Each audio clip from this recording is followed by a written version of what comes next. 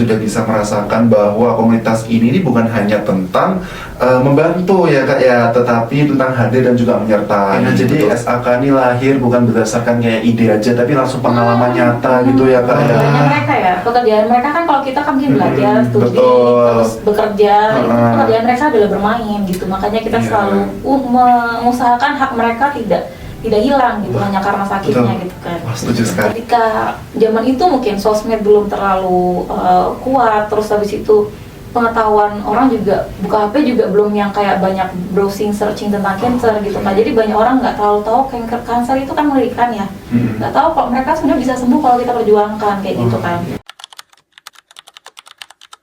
Oke, welcome. Selamat datang di Close the Gap Series Podcast 2025. Wow. Oke, Kak. Nah, di sini podcast ini dipersembahkan oleh Indonesian Photo Leaders, di mana rangkaian ini sebagian dari kampanye Raising Awareness dengan tema Spread the Light, Share the Strength. Nah, di tahun ini Close the Gap ini bakal mengangkat isu nih tentang bagaimana kita tuh memberikan empati dan juga kemanusiaan kita terhadap perjuangan dari sahabat kita nih, dari anak-anak pejuang kanker gitu.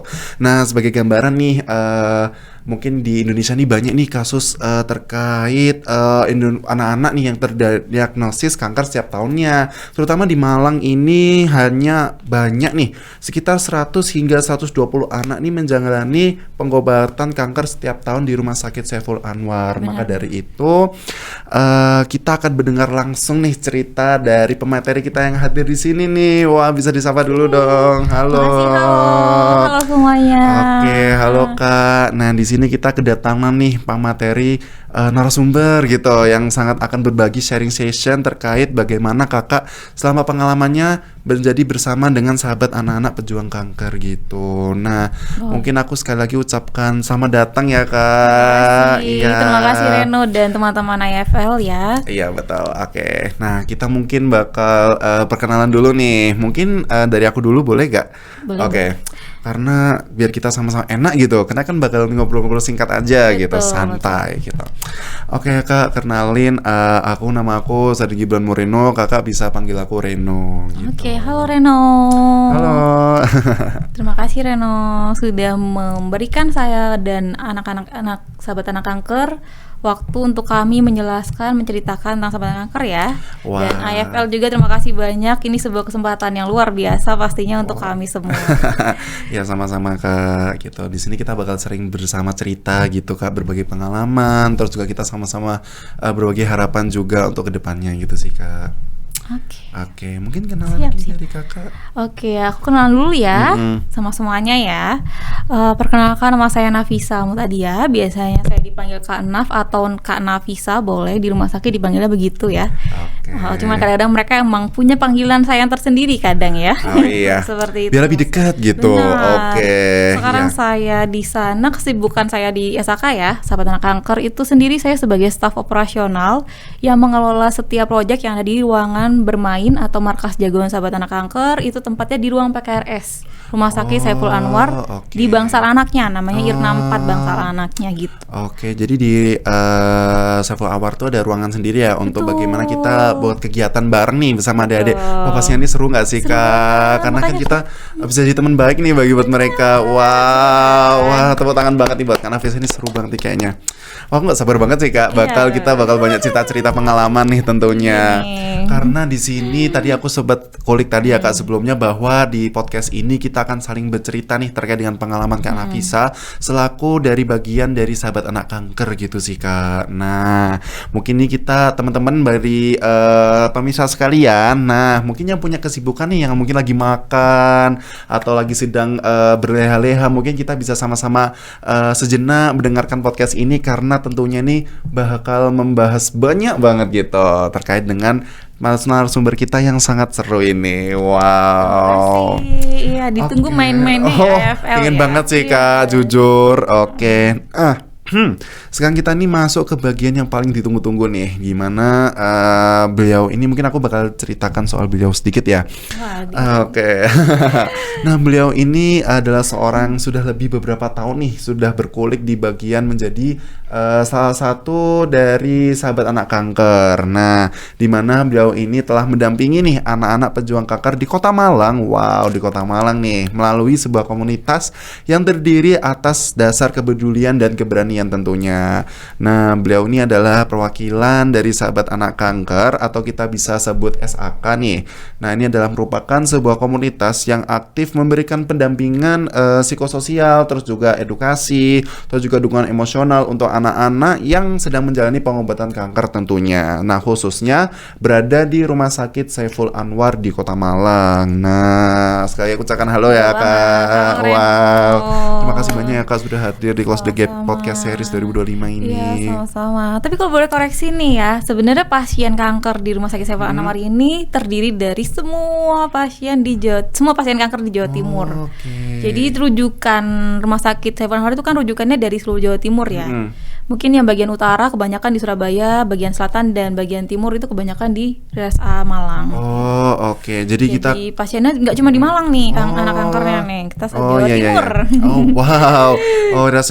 Skalanya lebih besar lagi ya gitu. Jadi bukan hanya 120 tadi mungkin ya, itu bisa lebih dari bisa lebih. Betul. Wow. Wah, ini pasti bakal perjuangan banget ya Kak ya. Benar. Wah, ini sangat pekerjaan yang mulia banget nih teman-teman gitu. Nah, tadi kan dari jawaban kakaknya tadi nih kita sudah bisa merasakan bahwa komunitas ini bukan hanya tentang membantu ya Kak ya, tetapi tentang hadir dan juga menyertai. Betul sekali kan. Betul banget. Oke, nah dan di hari ini nih teman-teman, kita akan mencoba melihat dunia tuh lebih dekat nih dari sudut pandang seorang pendamping, bukan penonton dari jauh. Nah, mungkin bisa kita lihat nih kira-kira kayak berita-berita tentang kasus kayak anak-anak penderita kanker kan kita bisa mendengar itu lewat berita atau juga lewat mungkin data gitu. Betul. Ya Kak. Tapi di kali ini kita akan langsung datangkan narasumber kita akan bercerita langsung gitu kira-kira bagaimana nih selama menjadi bermain bagi anak-anak sahabat kanker gitu. Nah, kita masuk nih di segmen pertama nih dengan awal cerita dulu ya. Nah, kita boleh tahu nih kayak kira-kira banyak nih pendengar gitu ya, mungkin belum terlalu familiar tentang komunitas sahabat anak kanker gitu. Nah, boleh ceritakan nih Kak, kira-kira apa sih itu SAK atau sahabat anak kanker dan bagaimana komunitas ini pertama kali terbentuk gitu. Silakan nih Kak. Oke, terima kasih atas waktunya ya. Oke, kalau SAK sendiri sebenarnya 10 tahun lalu ya, sekitar segitu iya. Wow. Jadi kita tahun ini adalah ulang tahun ke-10 sebenarnya. Ulang tahun, wah selamat ulang tahun ya Kak. Oke. Kemarin, tapi biasanya kita rayakan bersama sama seluruh jagoan kanker, bersama-sama kita rayakan seperti birthday party yang luar biasa besar kayak gitu ya. Nah, 10 tahun yang lalu itu awalnya foundernya namanya Pak Ferry nih. Saya kenalkan dulu beliau ya. Betul. Sebagai penghormatan mungkin juga beliau yang selama ini memperjuangkan SAK sampai sejauh ini ya 10 tahun ya. Tidak pernah lelah, tidak pernah berhenti, ini aktivitasnya selalu ada, bahkan COVID pun ada kegiatan. Bisa dibayangkan ya COVID ya, memperjuangkan anak kanker juga ya. Wow. Jadi Pak Ferry itu dulu punya anak yang menderita, yang merupakan pasien kanker juga. Jadi ada 2 anaknya. Yang pertama itu ditemani perjuangannya sama SAK ini selama mungkin kurang lebih 2 tahun ya. Jadi anaknya sakit, kemudian meninggal juga ketika di tengah-tengah perjuangannya ya. Terus adiknya menyusul. Jadi adiknya itu meninggal juga tapi mendadak gitu. Jadi seperti halnya anak sakit biasanya ya, mungkin panas, demam kayak gitu ya. Terus batuk pilek. Jadi dikira nggak apa-apa nih, infeksi biasa. Dan anaknya masih kecil, masih sekitar 1 tahun ya umurnya. Jadi ketika anaknya itu sakit seperti itu, belum ada pikiran yang negatif, namanya orang tua ya, sudah seperti biasa saja. Karena anaknya mungkin lebih parah gejalanya yang dulunya ya. Nah, anaknya ini waktu itu yang kedua itu sakitnya dia tiba-tiba malam-malam kita dihubungi itu sudah kritis. Jadi setelah kritisnya baru ketahuan bahwa anaknya yang kedua itu juga menderita leukemia gitu. Iya, jadi bisa dibayangkan ya, Iya, Pak iya. Ferry punya 2 anak kehilangan dalam waktu yang berdekatan. Jadi sekitar beberapa bulan saja itu kehilangannya bareng. Oh, berapa bulan jadi? Jadi yang pertama emang sudah ditemani perjuangan kansernya waktu menderita itu. Terus kemudian yang kedua itu nggak diketahui. Jadi kan bisa dibayangkan ya, iya, betul, anak betul. yang mungkin anak terakhirnya udah masih ada harapan untuk masih punya anak lagi. Bismillah, semoga masih bisa hidup lebih lama. Ternyata anaknya juga meninggalkan.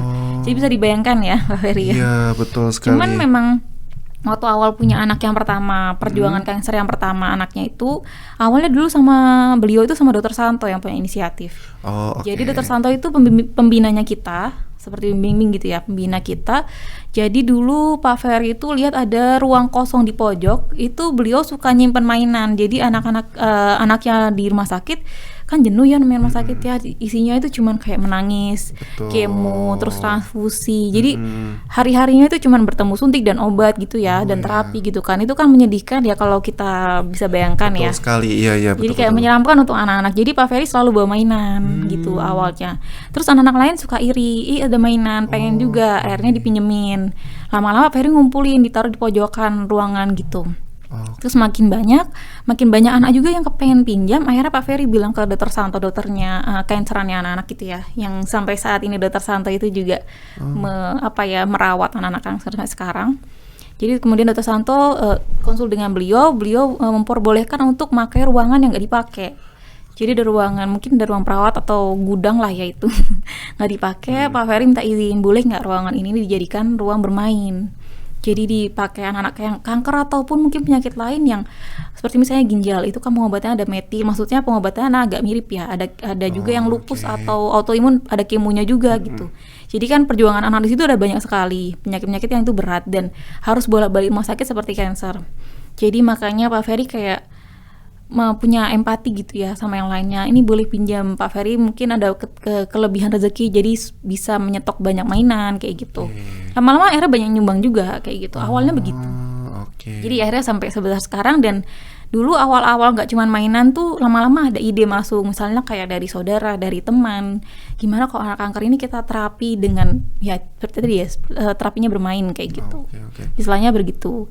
Karena tujuannya sendiri SAK itu bikin mereka happy di rumah sakit ya, dengan cara terapi bermain kayak gitu. Seperti itu ya. Kalau awalnya sih begitu. Awalnya berdirinya ya.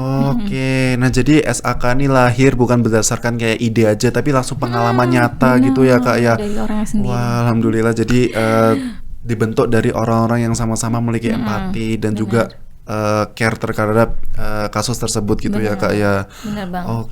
Wah jadi kalau dilihat dari perjalanannya ya itu kayak bukan perjalanan yang mulus gitu ya. Jadi Bener. Pak Ferry sendiri kayak merasakan ketika anaknya berjuang kanker itu yang dibutuhkan apa saja sebagai penyintas gitu ya.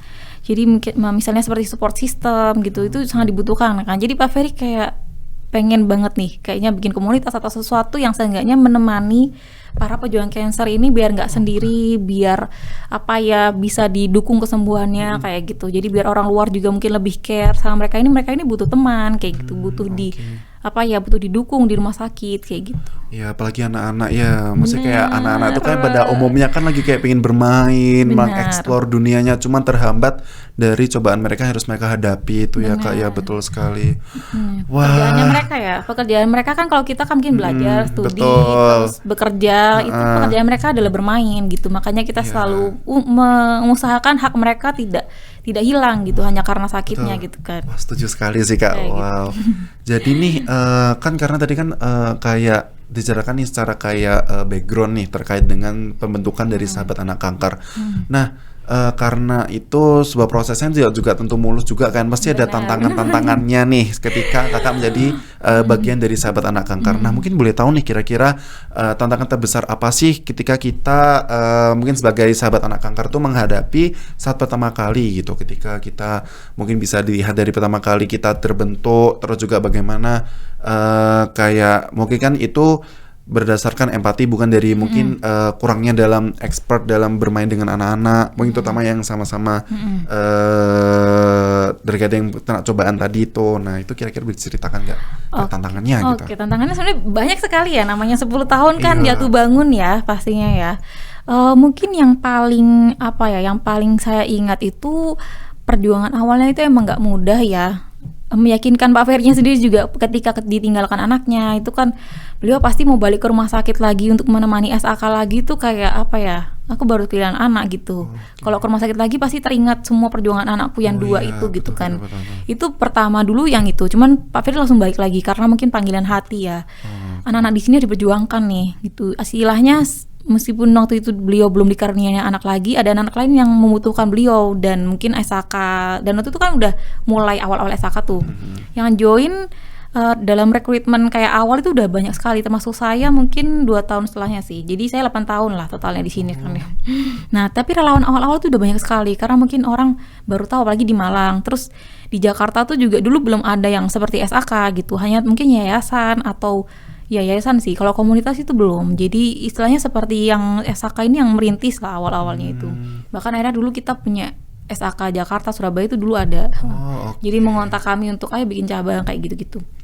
Nah jadi awalnya tuh susahnya lagi, halangannya lagi adalah stigma masyarakat mungkin ya. Itu banyak sekali terjadi. Betul. Ketika zaman itu mungkin sosmed belum terlalu kuat, terus habis itu pengetahuan orang juga buka HP juga belum yang kayak banyak browsing searching tentang cancer gitu kan. Jadi banyak orang nggak terlalu tahu kanker itu kan mengerikan ya. Nggak tahu kalau mereka sebenarnya bisa sembuh kalau kita perjuangkan kayak gitu kan.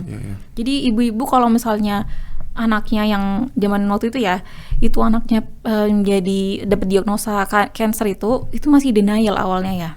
Kita itu memasukkan mereka ke lingkungan kita, maksudnya ayo ikut SAK yuk kayak gitu. Ibu-ibunya itu nggak semua ibu-ibu mau awalnya begitu karena pasti awalnya masih denial ya. Nanti kalau gabung sama teman-teman cancer nanti gimana tuh, terus kayak masa sih anakku ini benar-benar cancer, itu masih agak susah ya. Terus kayak masih nggak tega nanti kalau anak-anaknya mereka dia meninggal aku nggak berani dengar kabar gitu kan. Perjuangannya misalnya anak kritis, anak temannya kritis itu mereka mungkin dulu belum tahu kalau SAK lebih dari itu gitu, nggak cuman mengumpulkan saja gitu kan, tapi di sana kita bisa belajar misalnya kalau anakku kena cancer itu harus apa nih awalnya sebagai ibu gitu kan. Itu kita biasanya sharing kan, ibu-ibunya banyak yang sharing, terus juga punya kebutuhan apa nih ibunya, misalnya butuh pampers, butuh macam-macam kan, banyak yang ekonominya mungkin di bawah ya. Jadi kita selalu usahakan untuk sediakan apapun, ambulans macam-macam, bahkan dulu kita punya rumah singgah juga untuk mereka yang sempat ada di sini juga ada masalah juga rumah singgah ini. Terus sampai COVID itu sempat berhenti sedikit, cuman kita aktivitasnya di luar rumah sakit jadinya. Cuman kita misalnya ada ibu-ibu yang butuh macam-macam tuh, itu kita sediakan lewat ada salah satu relawan ojol kita, Masya Allah sekali beliau namanya Mas Cung.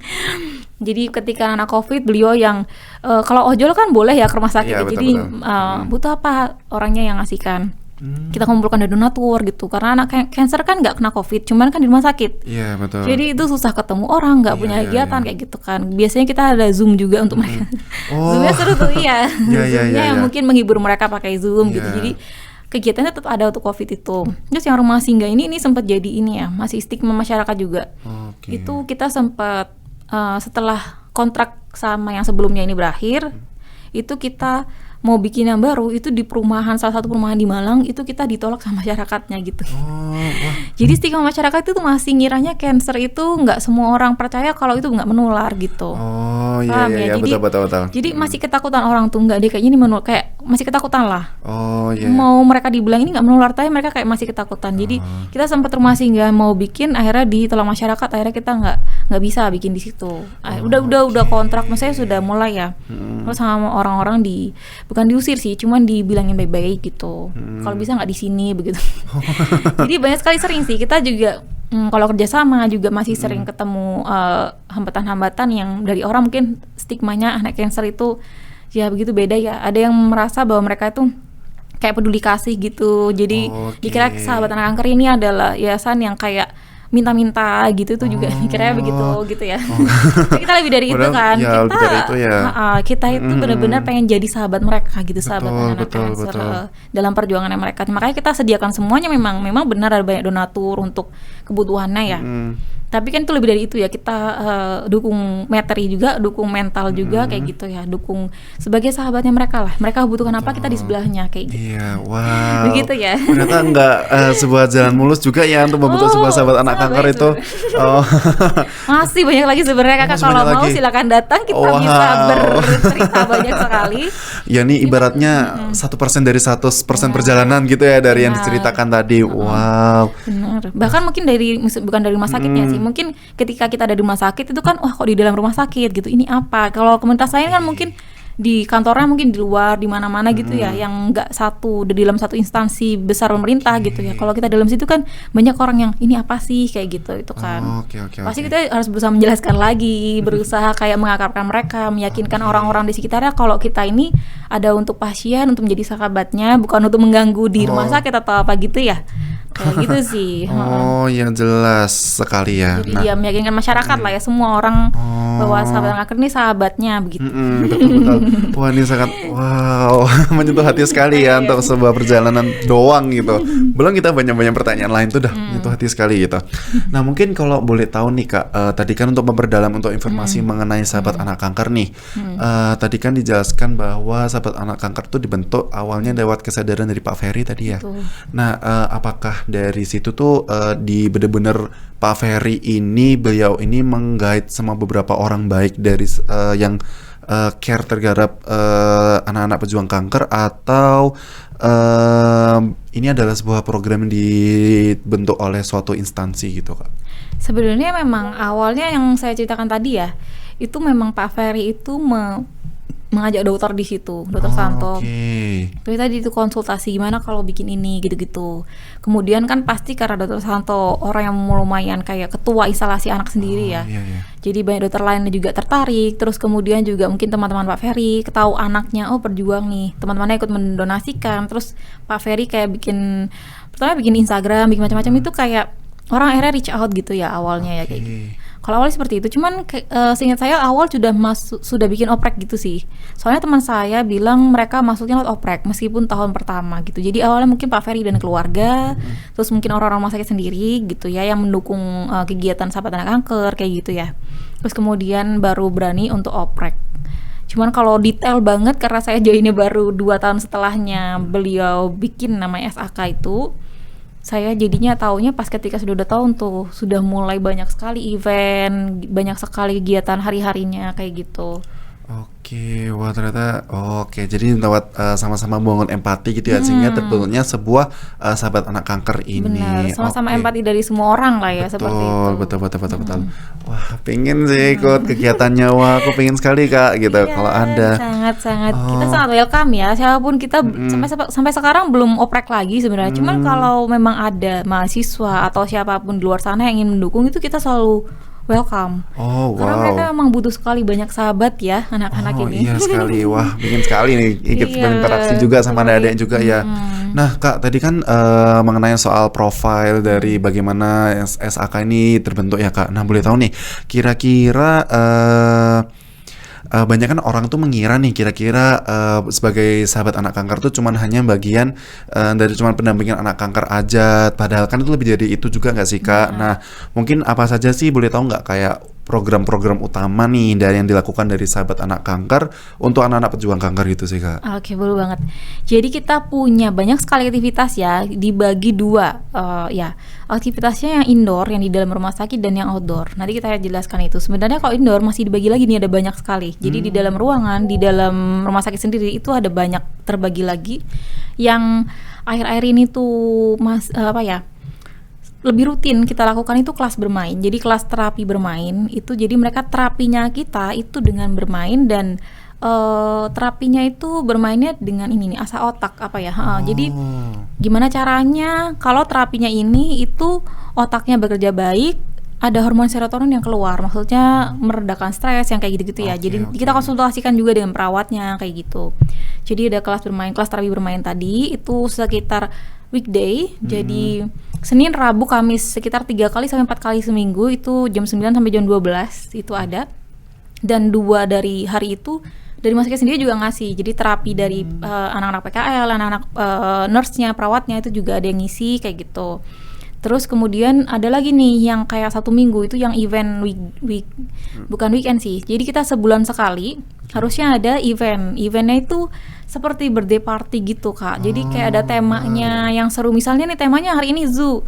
Wah semuanya berpakaian cosplaynya yang hewan-hewan gitu. Jadi kita bikin birthday party besar. Terus kita ulang tahunin pasien kanker kan mungkin banyak ekonominya di bawah atau mungkin nggak pernah merasakan ulang tahun ya. Jadi kita ulang tahunin di situ semua yang bulan itu ulang tahun. Terus itu isinya games-games seru seperti terapi bermain biasanya itu ya. Terus habis itu ada kita mengundang mungkin bintang tamu untuk mungkin menghibur mereka kayak gitu. Biasanya kita Om Dodi Badut kayak gitu. Itu mereka seneng banget. Terus selain yang event bulanan itu kita juga ada namanya Jenggu Jagoan. Kalau Jenggu Jagoan tuh kayak visit dokter. Jadi kalau ke kamar-kamar tuh kan biasanya kalau sakit pernah tahu ya dokternya visit ke kamar tuh. Oh iya. Kalau kita jenguk mereka dengan bawa bingkisan, bawa macam-macam kita. Jadi kita jenguk kayak mungkin kakaknya pernah ya Kareno ya. Iya. Jadi berbagi ke kamar-kamar gitu. Boleh bawa konsumsi atau bisa mainan, bingkisan, goodie bag kayak gitu. Itu setiap Sabtu sore. Terus kalau yang event bulanan sebenarnya harusnya ini bulanan ya. Tapi karena yang reach out kami itu sangat banyak ya, banyak sekali Masya Allah antusias masyarakat, antusias mahasiswa, empatinya terasa untuk kita gitu ya, dukungannya. Jadi sekarang itu rasanya hampir setiap weekend ada event. Wow. Karena jadi anaknya kayak bener-bener wah aku harus setiap minggu ini bakal ada acara apa nih gitu. Wah. Terus benar. Bahkan sampai ada pasien kita itu ya, salah satu jagoan itu kalau ke rumah selalu nanya, "Mama kapan kita ke ruang main lagi?" gitu. Karena mereka tahu kalau di rumah sakit itu nanti seru gitu. Jadi rumah sakit itu tidak menyeramkan buat mereka ya. Rumah sakit itu kayak seperti teman mereka, memang kadang-kadang mereka dapat suntik macam-macam, tapi lebih banyak bermainnya kayak gitu kan ya. Jadi kesannya rumah sakit itu tidak menyeramkan. Iya, apalagi kayak cuman kayak mereka ini kayak merasa aduh suntik cuma berapa kali, lainnya cuma main lagi lanjut main gitu ya kayak. Benar, jadi seperti itu. Kalau mereka nangis pun biasanya kita hibur, kita kasih hadiah, nggak apa-apa. Nanti misalnya kayak nangis banget gitu, biasanya saya datengin. Kamu pilih mainan apa gitu, kasih kayak gitu. Bukan saya ngasih ya, maksudnya dia donaturnya ya. Cuman saya perantara kan. Jadi di situ kita di ruangan itu kita sediakan segala macam kebutuhan mereka, mainan banyak sekali melimpah, buku banyak sekali. Mereka mau ngapain? Jadi banyak aktivitas juga di dalamnya. Kamu mau DIY apa, melukis macam-macam ada medianya semua ada. Jadi di dalam ruangan yang kelas terapi bermain ada, event bulanan ada, terus ada Jenggu Jagoan tadi. Itu baru yang di dalam tuh. Oh iya. Nah, di luar kita masih punya lagi aktivitas untuk mereka. Jadi kalau pasien kanker yang lagi nggak kemo misalnya, lagi atau mungkin alumnusnya nih. Jadi alumninya yang udah survivor ya, itu kita undang tetap. Jadi tetap ada di dalam komunitas kita. Kita undang setiap tahun lah minimal sekali atau dua kali sih tahun ini harusnya. Itu kita ajak main di luar. Jadi kita ajak liburan mereka. Yang paling sering itu kita dapat dukungan dari pemerintah Kota Batu. Kita diberi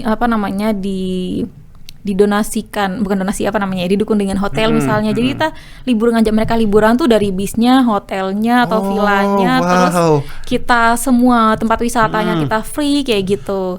Terus tapi mungkin biasanya hari pertama ada kayak talk show dulu untuk orang tuanya kan mungkin butuh konsultasi dokter. Jadi ada talk show sedikit, edukasi sedikit di pendopo wali kota Batu tuh pernah tahu ya. Terus kita jadi mengundang adik-adiknya ke situ juga biar kenal sama pejabat di sana mungkin ya. Jadi mungkin banyak kakak-kakak yang mungkin orang-orang tua di sana mungkin ya pengen kenalan, pengen tahu gitu.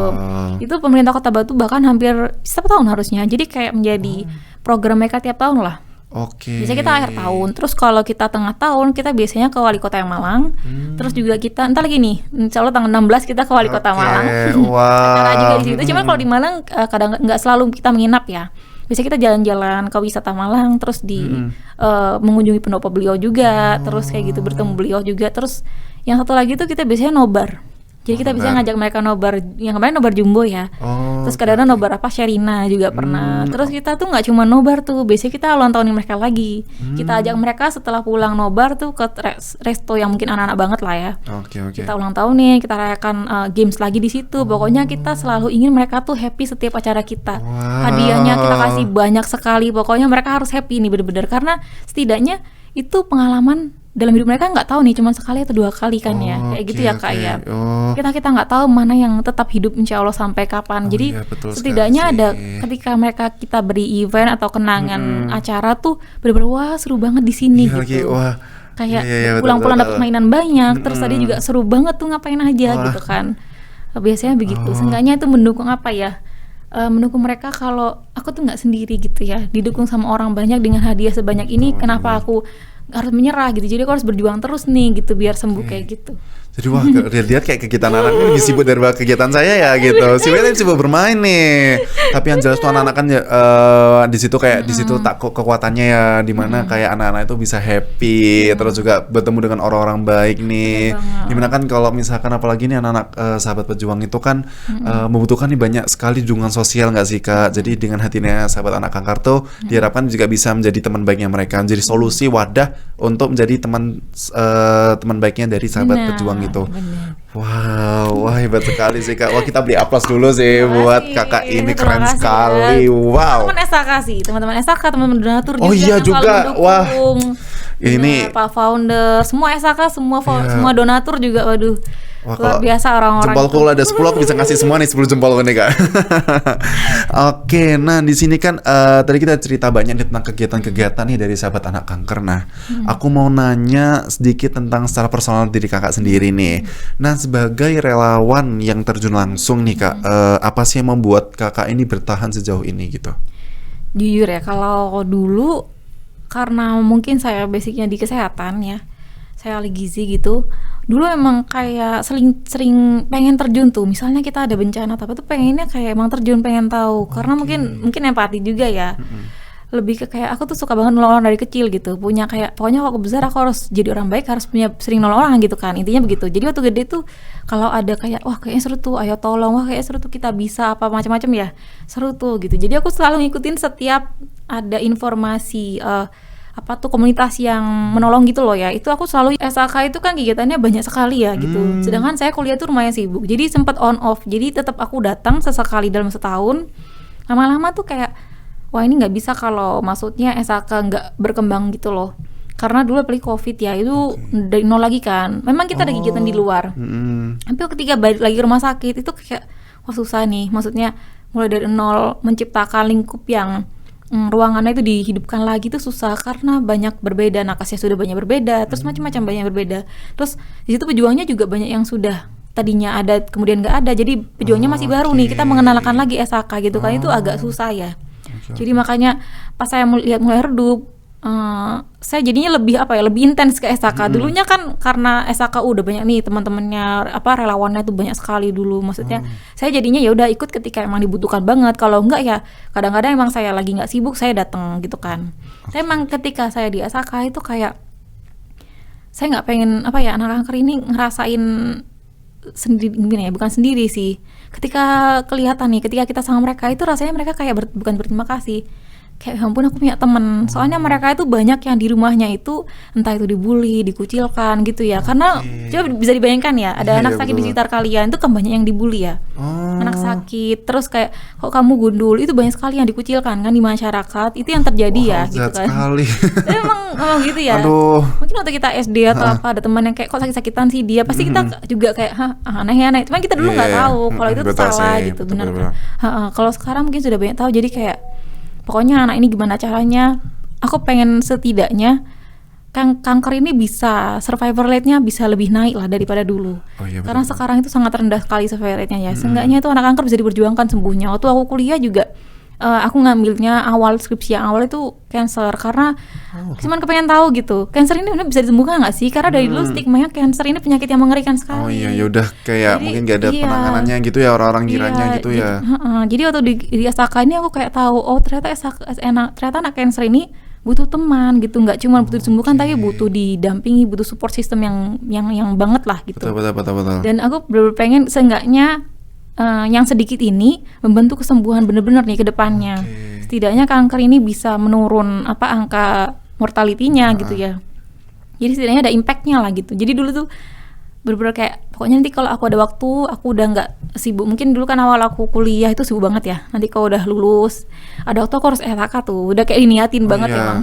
Wow. Pokoknya ada waktu aku pengen kayak SAK lagi. Maksudnya karena kerasa waktu di SAK tuh bikin semangat hidup lebih tinggi sih. Betul. Karena kadang-kadang kita mungkin agak menurun ya.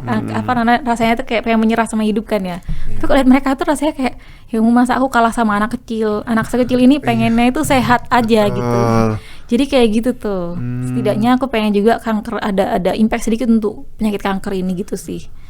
Oke. Termasuk cita-cita juga sih masalah kanker ini ya. Oh iya. Makanya kalau ada penelitian kanker tuh kayak semangat gitu. Oke. Jadi kan Harus kayak bisa. ibaratnya kayak misalkan di mana kita tuh para pejuang kanker ini menjadikan kita teman itu bisa menjadi sebuah jawaban juga untuk mereka bisa menjadi lebih semangat lagi untuk menghadapi apa cobanya mereka hadapi gitu ya Kak ya. Wow. Dan di SAK sih. ini kita kayak keluarga banget. Jadi sahabat mereka cuma kayak keluarga nih. Jadi kalau kamu misalnya udah terjun di SAK tuh, makanya harus agak ditahan ya hatinya, karena Iya, kalau udah betul. melekat banget tuh jadi keluarga banget emang. Oh, Bahkan wah. sama relawannya, sama anak-anaknya itu kayak keluarga sudah sampai sekarang. Jadi kalau ada satu persatu yang nggak ada itu, saya nggak pernah kayak menganggap mereka nggak ada, itu nggak. Pokoknya saya merasa mereka pindah rumah sakit aja gitu. Jadi entah itu rumah sakit yang di mana yang Tuhan punya Iya, iya, gitu. Jadi kayak gitu, karena berat sekali kalau ditinggalkan emang rasanya. Karena saking dekatnya kita ya, karena kita bener-bener kayak keluarga tuh. Betul. Wah, ini bukan soal teman sahabat tapi ini keluarga Iya, gitu bener ya. Wah, keluarga. ini keluarga banget gitu. Iya. Oh, wow. Bahkan sampai sekarang masih ada pejuang kita yang sudah 5 tahun berjuang pun masih sama kita, ada tuh bener-bener kayak keluarga banget juga. Oh. Bahkan Pak Ferry itu orangnya kan sangat memperjuangkan pasien ya. Jadi Betul. beliau bisa datang, bisa jemput jauh banget demi jemput mereka biar ayo kamu mau kemo kan gitu, diantarkan. Kadang kan mereka ada yang semangatnya turun. Ada yang masalah ekonomi mungkin ibunya kan, kadang ambulans tuh nggak semuanya gratis ya. Oh, ada iya, yang minta iya. bayaran, kadang mau nyari ambulans lain semuanya gratis lagi nggak bisa gitu. Jadi mau gimana? Oke. Jadi Pak Ferry kadang jemput langsung kayak gitu orangnya. Sekeluarga sih beliau begitu memperjuangkan anak kanker banget. Waduh Pak Ferry, ya Allah, Iya, titip salam bener. buat Pak Ferry ya. Iya. Wah, semangat sih Pak gitu. Makasih banget Pak udah jadi orang yang baik. Wah, aduh nggak bisa berkata-kata. Jujur Iya. saking tersentuh dari kayak dengerin kakak kayak, oh wow, kayak wah para pejuang kanker ini bener-bener hebat, lebih hebat dari aku sih yang mungkin alhamdulillah diberikan kesehatan. Kayak masih kalah deh kayak. Bener, Kadang saya juga kan kalah.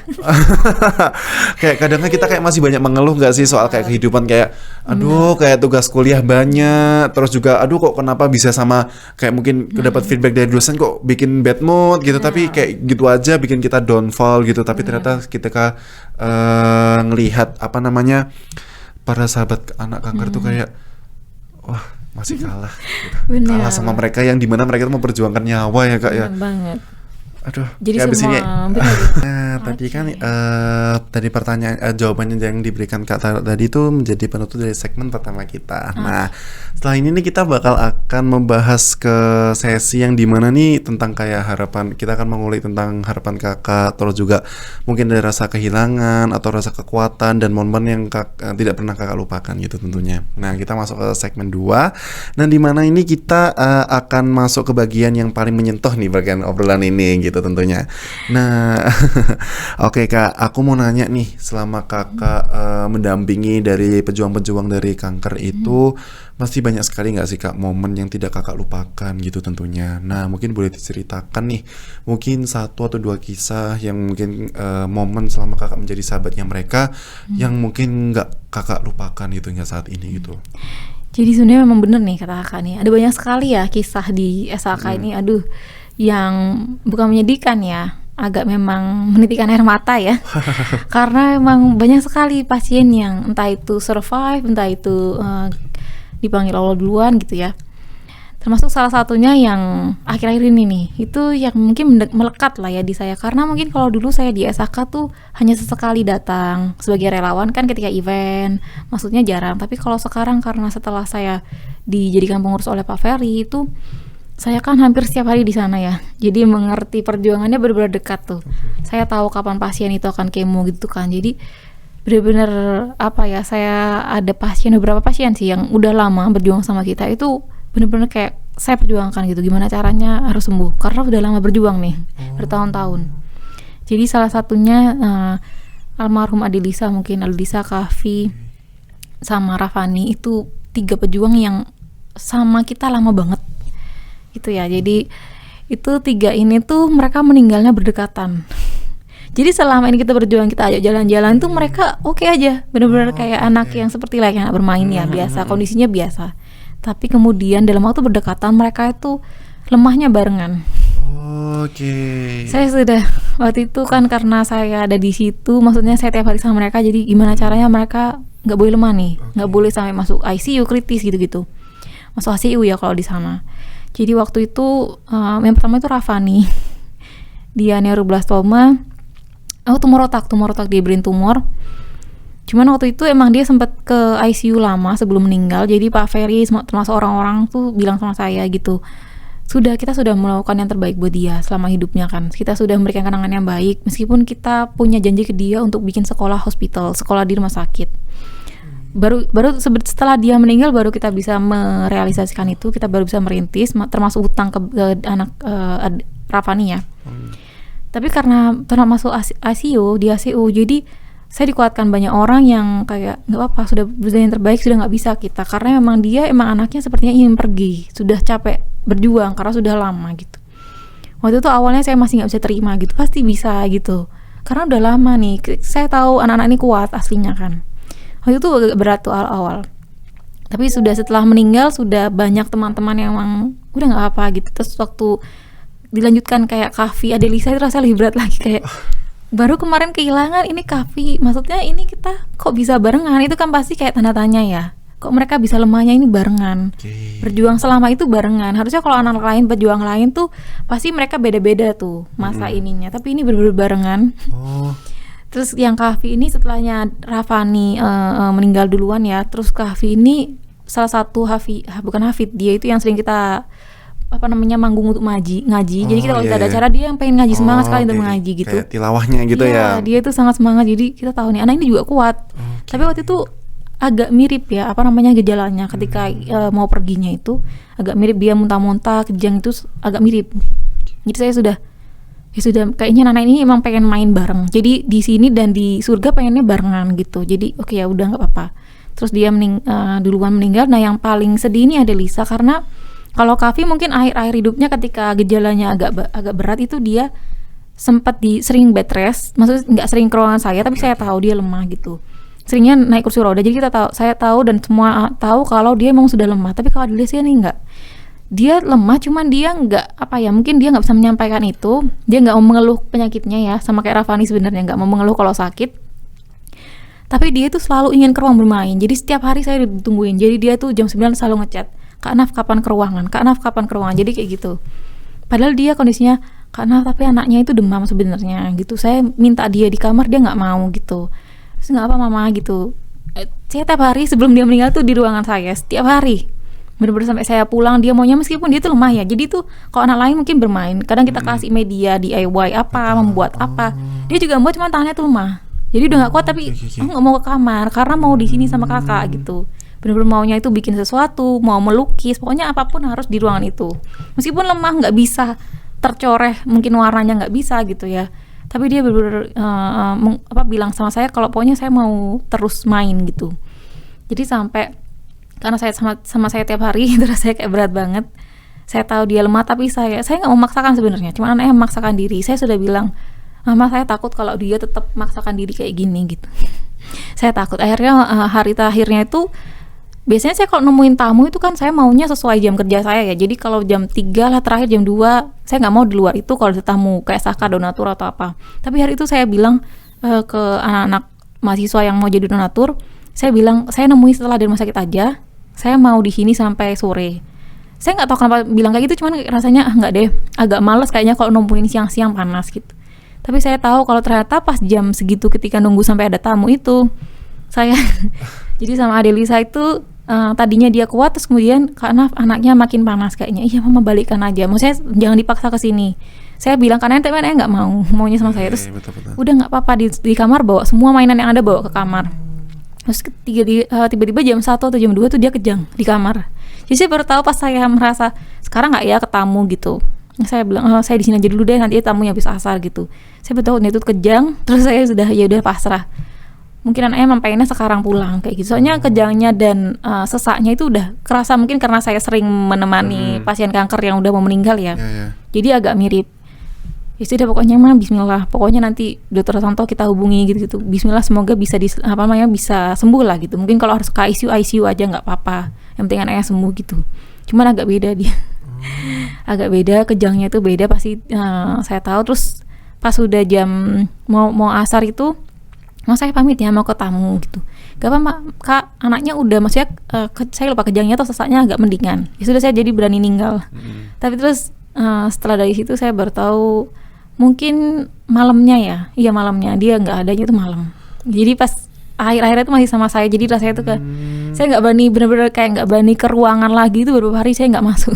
Bener-bener kayak nggak kuat karena saya tahu, saya pikir tuh nggak secepat ini gitu, 3 anak ini tuh pergi kayak gitu ya, itu kayaknya akhir ini itu berat banget. Saya cuma bisa kadang-kadang kalau lihat mejanya dia, kan dia punya meja bukan spesial sih, yang dia suka gitu. Aduh, masih ingat terus dia sukanya ngapain gitu tuh kan. Terutama ada Lisa ya. Kalau Kavi sama Rafani juga masih main, cuman nggak seintens ada Lisa tadi. Wah, wow, ini benar sangat menyentuh hati sekali sih Kak. Wah, kayak gitu ya. 3 anak langsung kehilangannya Kak ya. Itu berdekatan. Itu pasti kayak bener-bener Kakak tuh ngerasa sesakit itu ya Kak ya, kayak kehilangannya mereka gitu. Nah, wow, ini benar Kak, benar perjuangan banget sih Kak, betul. Nah, untuk kayak soal sebenarnya aku terima kasih banyak Kak, udah berbagi cerita nih tentang kenangan terhadap adik-adiknya tadi. Ya kita doakan juga semoga bisa dapatkan tempat yang terbaik ya Kak ya di atas sana. Saya yakin pasti tempat terbaik karena anak-anak seperti itu kan insya Allah kalau kami di Islam mereka dirawat oleh Nabi Ibrahim dan istrinya ya. Jadi di taman yang jauh lebih baik dari rumah sakit ya, taman bermain yang jauh lebih baik. Jadi mungkin emang mereka waktu yang bermain yang selamanya gitu ya. Mereka udah bisa lepas dari penyakitnya, udah merasa ini kayak wah ini adalah balasan buat kamu udah berhasil berjuang gitu ibaratnya ya Kak ya. Bener, karena kasihan kalau berjuang terus ya Kak ya, sakit terus itu nggak enak bener-bener. Kalau Kakak tahu mungkin sehari-hari mungkin Kakak merasakan di sana pasti aduh hidupnya tadi cuman suntik, masuk obat, masuk transfusi terus gitu. Jadi sedih pokoknya. Nah tadi kan itu kan kayak benar-benar menyakiti hati Kakak, kayak benar-benar rasa kehilangan bangetnya kayak bagi Kakak itu. Nah boleh tahu nih Kak, selama proses pendampingan tadi yang panjang itu tentu kan ada kayak gimana kita tuh fase yang mungkin kita bakal kehilangan orang terdekat kita kan Kak. Nah mungkin bagi terutama bagi anak-anak pejuang kanker tadi. Nah mungkin boleh tahu nggak kayak bagaimana nih biasanya Kakak bisa bertahan, kayak mungkin kayak bisa untuk menyembuhkan psikologisnya Kakak gitu, kayak bisa kita kayak bisa tabah, ikhlas gitu, gimana Kak? Sebenarnya sepertinya nggak ada obat yang bisa menyembuhkan itu sebenarnya gitu. Betul. Tapi yang saya pikirkan seperti tadi, kayaknya saya cerita sedikit tadi ya, kalau saya nggak menganggap mereka nggak ada dipanggil Allah. Saya tahu, saya meyakini itu mungkin sama Nabi Ibrahim ditemani sekarang ya, dirawat lah istilahnya. Tapi saya tetap meyakini di hati bahwa mereka sekarang di rumah sakit yang lebih baik. Jadi saya benar-benar nggak mikir mereka meninggal gitu. Kalau awal-awal saya susah ikhlas gitu ya, saya akan mikir pokoknya mereka lagi di intensif ruangan yang lebih baik daripada ini gitu. Yang saya harus akui itu lebih baik daripada SAK mungkin ya kayak gitu. Jadi awalnya memang berat sekali Kakak, tapi lama-lama kan kalau punya pemikiran kayak gitu tuh nanti akhirnya saya waktu masuk lagi ruangan yang saya fokuskan anak lain yang masih ada. Jadi banyak yang harus diperjuangkan lagi selain mereka yang tadi. Bukan berarti saya mengecilkan yang mereka ya, tapi semuanya akan saya tetap kenang, saya akan tetap berkabung untuk mereka. Tapi yang lain juga harus diperjuangkan karena sebenarnya kanker ini tetap ada yang bisa sembuh. Jadi gimana caranya mereka harus sembuh benar gitu. Jadi semangat untuk mendukung mereka yang lain itu yang bikin saya gimana caranya harus bangkit gitu. Awal-awal mungkin saya kalau ada habis meninggal mungkin sehari nggak masuk, 2 hari lama gitu. Tapi kalau sekarang saya tetap bisa masuk besoknya. Tapi mungkin nggak langsung main atau nggak langsung menemani gitu. Mungkin saya sibuk yang lain biar nggak terlalu keingat sama yang kemarin meninggal di sini, mungkin yang biasanya main ini atau biasanya ini gitu. Kayak gitu. Luar biasa sekali sih Kak, jujur nih luar biasa sekali ya. Wah jadi kayak kekuatan tuh bukan hanya muncul dari kekuatan fisik juga ya Kak ya, tapi juga kekuatan secara emosional gitu ya Kak ya. Betul. Baik itu ada di diri Kakak sendiri maupun di diri para pejuang kanker gitu. Wow, sebab aku jujur sih Kak, kayak nggak tahu mau ngomong apa nih, saking kayak tersentuhnya kayak aku harus belajar banyak-banyak bersyukur kayak. Benar. Masih banyak orang yang lebih berjuang daripada kita sekarang ini, bahkan seorang presiden pun mungkin bakal nggak ada apa-apanya mungkinnya sama para pejuang anak-anak ini. Betul banget sih Kak. Wah indah sekali sih Kak, wah ini cerita yang benar-benar indah, kayak aku bakal kenang, aku catat di buku catatanku ini kayak. Termasuk orang tuanya sangat luar betul biasa. Sih, kayak bagaimana orang tua juga belajar ikhlas, juga mengupayakan semuanya untuk anaknya ya. Siapa sih yang nggak mau anaknya sukses juga, menyusul orang tuanya juga gitu. Tapi di fase ini yang diharapkan cuma orang tua tuh cuma hanya ingin anaknya sembuh Benar. dan juga pada umumnya gitu ya Kak ya. Oke, nah ini kita lanjut ke segmen selanjutnya nih Kak. Tentang kita akan berbicara mengenai tadi kan kita udah bicara nih tentang kayak perjalanan sahabat anak kanker, terus juga mungkin kayak bagaimana perjuangan keras dari para pejuang-pejuang kanker. Nah, juga tadi kan kekuatan yang sering kali lahir di tempat yang kita terluka juga gitu. Nah sekarang aku ingin masuk ke sesi yang lebih luas gitu sih Kak. Kita akan masuk ke yang mungkin tadi kan udah personal nih. Nah terus juga bahas soal perkenalan, terus kita masuk yang mungkin yang sesi yang lebih luas lagi gitu. Nah menurut Kakak ini, nah sebelumnya itu kan karena tadi kita balik lagi ke soal perjuangan tadi ya Kak ya. Ini kan bukan hanya soal kemilikan oleh relawan aja dan juga anak-anak pejuang kanker saja, tetapi juga tentang bagaimana kita sebagai masyarakat bisa ikut ambil bagian dalam berbagai kebaikan gitu, dalam terutama lewat kegiatan relawanan gitu. Nah menurut Kakak nih, apa sih hal yang paling sederhana nih yang bisa dilakukan masyarakat untuk membantu anak-anak dengan kanker? Nah, meskipun mereka bukan tenaga medis atau relawan tetap. Nah, kan kayak aku ambil contoh nih, kadang kayak misalkan aku ingin sih kayak bermain dengan adik-adik pejuang kanker nih, tapi aku takut kok misalkan apa yang aku berikan ini bisa berdampak negatif dari mereka, kayak aku takut bagian apa mereka takut lah ya, atau kayak mungkin yang bisa punya akses untuk berinteraksi sama adik-adik cuman hanya punya pengalaman medis tuh. Nah sebenarnya enggak sih Kak? Gak apa-apa sebenarnya. Ya sebenarnya nggak apa-apa kan ya. Nggak apa-apa. Nah mungkin untuk hal tersebut nih, kira-kira apa sih hal sederhana aja gitu yang bisa dilakukan mungkin buat teman-teman yang pingin tahu, pingin bermain bersama, ketertarikan bersama kakak Nafisa. ya kakak Nafisa gitu terkait dengan sahabat anak kanker itu. Nah kira-kira apa nih Kak? Oke, kalau untuk berkontribusi sendiri di SAK itu semua orang boleh, bahkan ada orang tua kadang ikut kita kegiatan gitu ya. Siapapun boleh, pokoknya hubungi ke SAK sendiri, entah itu lewat Instagramnya, TikToknya. Tapi yang paling aktif sekarang lagi TikTok nih Kak, soalnya lagi di apa namanya di push ya di TikTok itu. Terus kemudian ada WhatsApp-nya juga, termasuk bisa hubungi saya sendiri gitu ya. Pokoknya kontribusi masyarakat apapun itu, entah itu dukungan moral, dukungan mental, materi gitu, tetap bisa semua. Kita akan selalu terbuka untuk siapapun. Tapi kalau untuk contoh, bukan contoh sederhana sih. Kalau kakak mau jadi relawan silakan ya, kita akan selalu terbuka. Mau kolaborasi kan IFL juga waktu itu hubungi kita untuk kolaborasi. Itu boleh untuk siapapun boleh. Cuman memang karena terlalu banyak sekali orang yang menghubungi. Jadi mohon maaf ya. Jadwalnya sangat padat, jadi mungkin agak mungkin bisanya bulan ini atau gitu. Jadi biasanya begitu. Jadi bulannya kita tunda, mungkin kapan-kapan bisa mengajak adik bermain kayak gitu. Atau mungkin bisa kontribusi jadi relawan ketika kita udah ada event tuh, mau gabung boleh, mungkin jadi relawannya saja tanpa menjadi kolaborasinya itu. Jadi pihak donaturnya juga boleh sekali ya, akan sangat membantu sekali. Sangat membantu. Atau mungkin kontribusi terkecil yang bisa kita lakukan sebagai mungkin mahasiswa ya, kebanyakan ya kalau anak IFL atau mungkin masyarakat lain yang misalnya anak muda yang sangat sangat concern di bidang ini gitu ya. Apapun itu yang kalian lakukan di kuliah mungkin ya, itu insya Allah akan ada impactnya ke mereka. Sekedar mungkin kayak Kak saya di ilmu komunikasi atau saya itu di desain gitu kan. Kadang-kadang mungkin nanti ketika mungkin kan kita nggak ada yang tahu ya mimpinya jadi apa. Siapa tahu nanti jadi pembuat film yang bagus, kemudian untuk menghibur anak cancer itu kan tetap ada kontribusi ya Kak ya. Maksudnya semua itu pasti akan ada efeknya ke mereka gitu.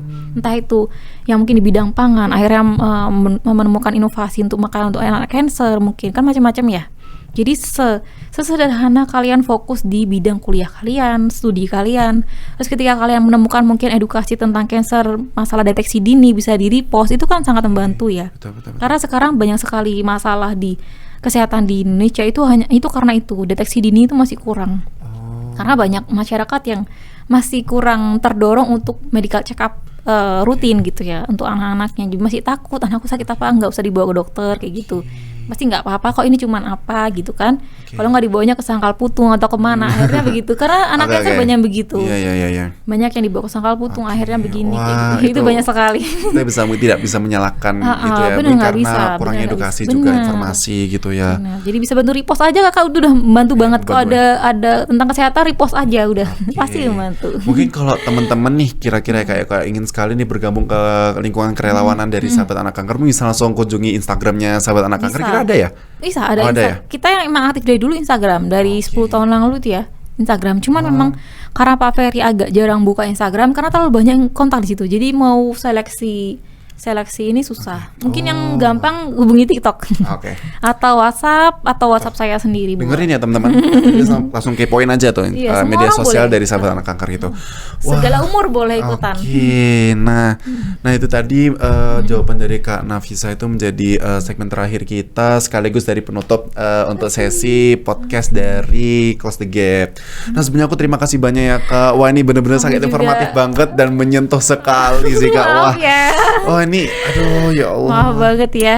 Yang tentunya tuh yang satu paling penting itu ya selain kita membantu secara fisik itu kan kita juga harus menjadi pembantu nih dengan menjadi penyebar cahaya bagi karena mungkin mereka yang jadi para pejuang tuh hanya membutuhkan cahaya aja sih Kak. Kayak untuk bisa mereka bersinar untuk termotivasi untuk melawan benar banget. apalagi soal mereka harus melawan penyakit mereka ini.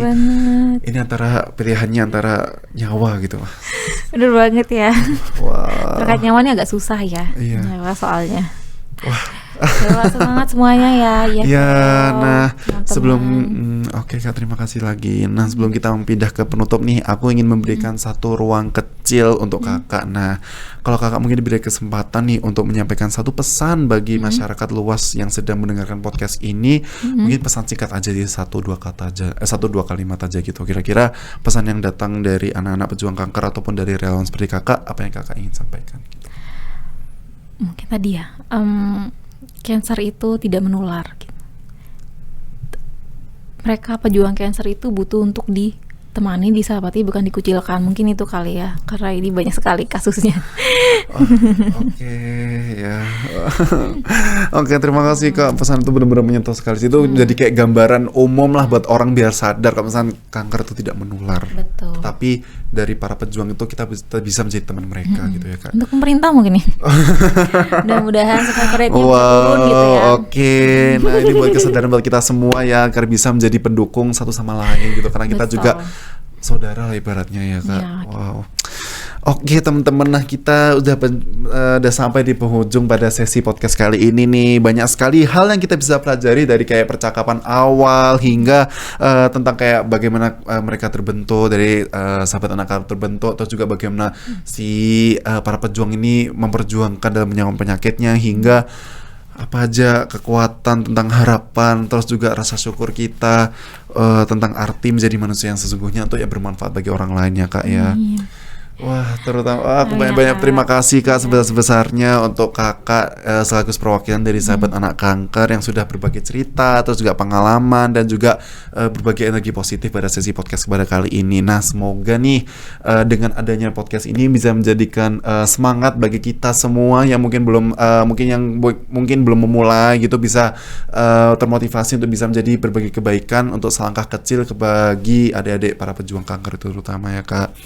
Nah, semoga lewat podcast ini bisa banyak orang yang mengenal, terus juga peduli dan juga ikut terlibat dalam perjuangan ini nih teman-teman. Nah, aku juga wow, iya, terutama kalau misalkan teman-teman nih yang mungkin merasa ingin bergabung lah, mungkin setelah nonton podcast ini ingin sekali kayak bergabung dalam kerelawanan, bisa kepoin nih Instagram dari atau media sosial dari Sahabat Anak Kanker. Betul. Gitu. Bisa cari aja langsung ya, baik itu Instagram maupun TikTok ya Kak ya. Oke, mungkin ini adalah akhir dari kata saya. Terima kasih Kak sekali lagi. Mungkin mohon maaf ya kalau mengganggu waktunya. Sama kami yang berterima kasih sebenarnya ya. Karena ini bentuk support juga ke pasien kanker. Wow, oke. Nah tentunya mohon maaf ya ini kayak gitu. Oke teman-teman, sampai jumpa di episode selanjutnya. Tetap sehat, tetap peduli, dan jangan lupa selalu ada ruang untuk kebaikan dimanapun dan kapanpun untuk orang-orang terbaik di sekitar kita gitu. Nah terima kasih sudah mendengarkan dan juga sampai jumpa di episode selanjutnya. Dadah. Dadah.